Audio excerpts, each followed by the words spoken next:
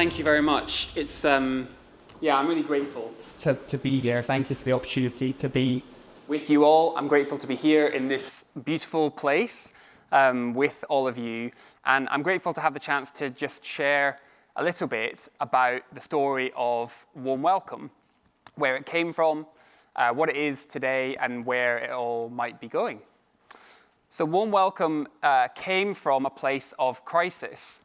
3 years ago in the UK, we had a situation where there were millions of people in the country who were facing the prospect of being cold in their homes that winter due to a massive spike in energy prices caused by the war in Ukraine. And so my organization called together some leaders to try and have a conversation about that. Some of them were faith leaders.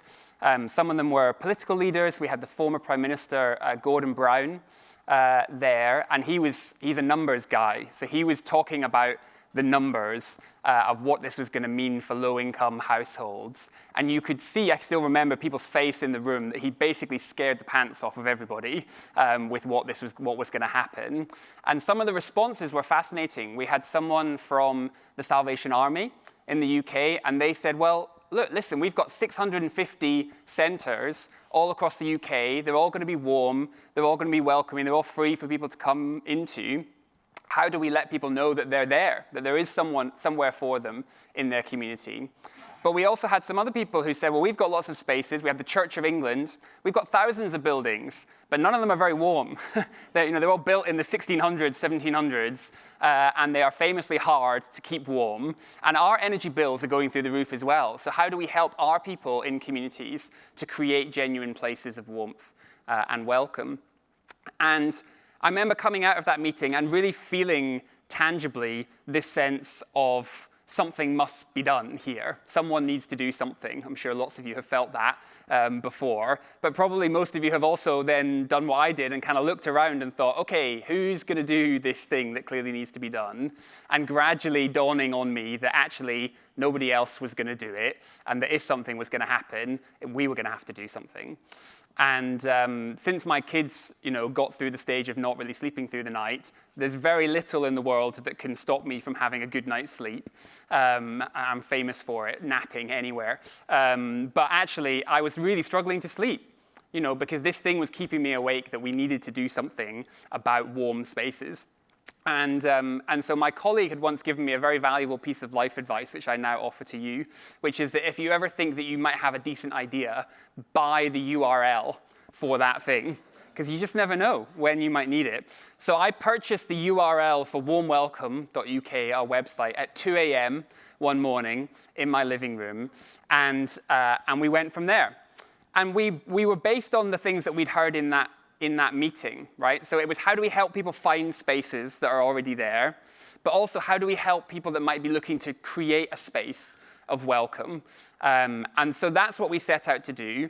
And I guess a little bit like what I love about the Charter and the work that Kim has really pioneered with so many of you is this idea of keep it simple, right? Create just enough structure so that everybody knows what this thing is, but not any more than that, so that you can allow people to bring their own creativity. And so that's what we tried to do. We set some very simple criteria. If you have a space which is warm, welcoming, safe, and free to enter, then we said if you can sign up to that, then you can register it with us. It doesn't matter where it is, what type of space it is, how often you're open, who it's for. We have this fundamental belief that communities know what they need more than we do. So we'll let them decide. And so we welcomed as many different spaces in, and the response was amazing. We had thousands of community spaces registering with us, joining the map, getting involved, and we had lots of different partner organizations, some of them in this room, who very generously said, we want to be part of this. We want to bring our resources, our expertise. And that's how we tried to design it, was to say, this is going to have to be made by all of us. This is a mission where we all get behind the people in communities who are creating these warm welcome spaces. But the other thing that we did, which was very sensible, was try and learn. We've talked a lot about that. You can't measure everything, but you should try and learn from what is happening. And so we did some learning that first winter, and the learning really surprised us. What didn't surprise us is that we were doing a good job of keeping people warm. So just over 50% of guests said that if they hadn't been in that space, they would have been at home with the heating off. But what did surprise us was the size of impact around belonging. So 38% of guests in that first winter said that before coming to the space, they always or often felt lonely. And that's the definition of chronic loneliness. But since coming to that space, that number dropped to just 6%. So a huge impact. And when we asked people, we were like, how does this compare to other things? Because we didn't think we were creating a loneliness intervention. So we had to find out. And I remember a civil servant in government saying, we don't really see things having this big an impact. And that was fascinating to me because I often say a warm welcome space is not a complex social intervention. It's a coffee morning in a church building. It's a mums and toddlers group or parents and toddlers group in a library. It's a community meal. It's all these different things that are happening already in communities. But what we find is when people find a local place where they are seen, where they are known, where they feel like they belong, and where they feel like they have something to contribute as well as something to benefit, the impact that has on them is absolutely extraordinary. And so we realized, actually, this has got to be more than just a crisis response that we do one winter and then pack it up and go home again. And so we developed with our spaces, with our partners, our bigger vision now for Warm Welcome, which is about unlocking the power of community spaces made by and for everyone. And we're trying to think big. In fact, being here is really encouraging to help us to think even bigger.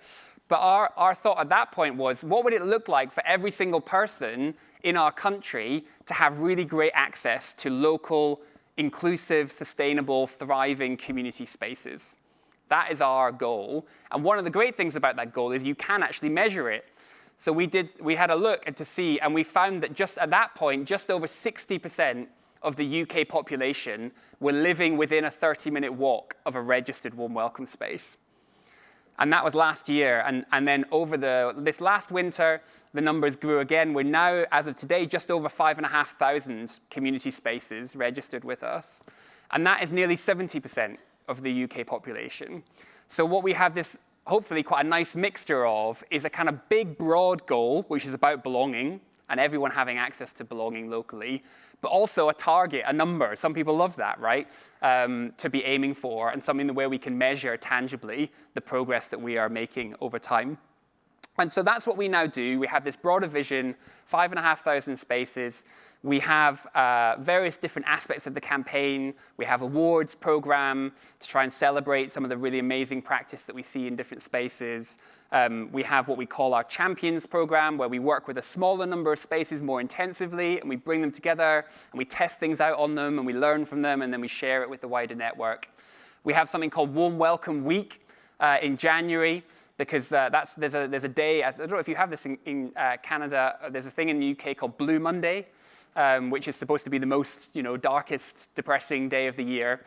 And so we use that as an opportunity that whole week to celebrate, to turn it on its head. We use our warm welcome colors, which are orange and red and pink and purple.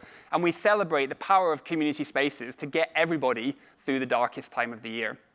And everybody gets involved with the colors, and it's amazing. And so we have these different tools, and it's all about our job as Warm Welcome is to resource, connect, and champion the work of the local spaces. So we build those partnerships, and we're finding great success in partnering with different kinds of organizations, particularly recently businesses that really actually want to connect with their customers, with their staff, with their employees, to local grassroots organizations. But they don't know how to do it at scale. And so that's where we come in, and we can help make those connections and be that kind of broker, matchmaker. I want to finish just with one quick story of someone that we came across and their experience of a warm welcome space. There's a great space that I've been volunteered at in East London, and there's a young man who came to that space called Jay, and it's a community food share. So it's a place where people can go and access food, but also access company and chat and hang out. And Jay turned up at the start of the winter, hood up, earphones in, not talking to anyone. And he was there to collect food for his family. And so he would queue up, not say anything, collect his food, and go. But over time, the hood came down, people started talking to him. He started talking to people. He became part of the group. And he started chatting to people. And he'd stay afterwards. Once he got his food, he'd stay and he'd chat and he'd get to know people.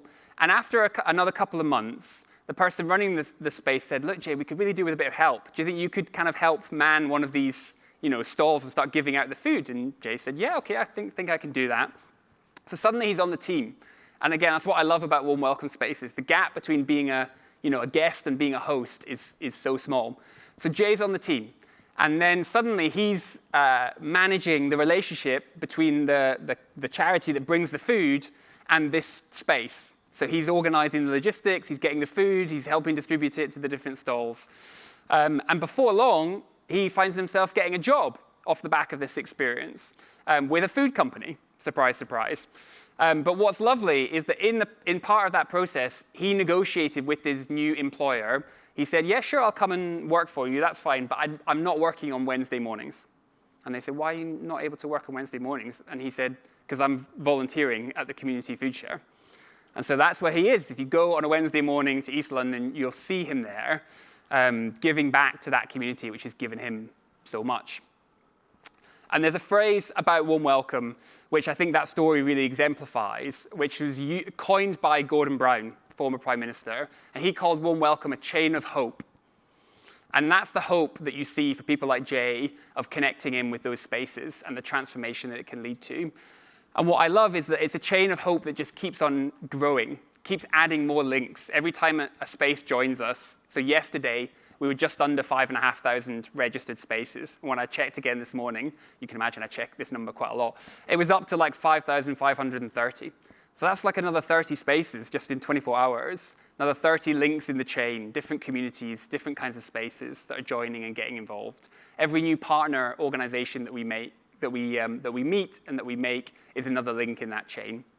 And who knows, from these conversations that I've started having the last few days, it feels like there's something here which is maybe not just a UK thing, but maybe this is a chain that needs to expand beyond and reach even further.